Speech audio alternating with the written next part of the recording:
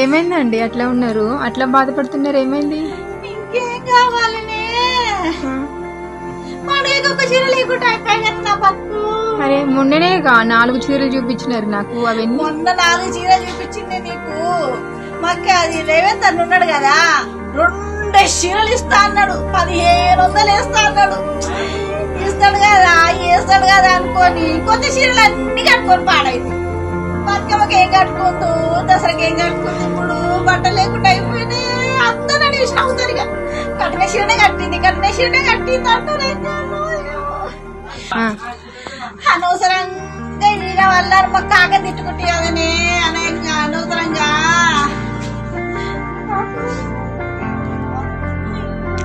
కాక ఎవరత్తమ్మా?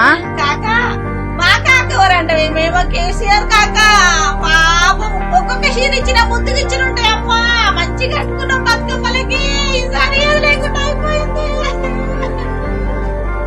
ఓకే అత్తమ్మా, గట్ల ఏడోకండి, గలీజ్గా ఉంది. తొక్కల చీర కోసం గట్ల ఏడుతారు. తొక్కల చీర అయితే చీర అయితే బతుకమ్మ రోజు కట్టుకుంటే ఎంత ముద్దుకుంటాయి చీరలు. నీకేమెరక చీర లేకుండా అయిపోయింది నా బతుకు.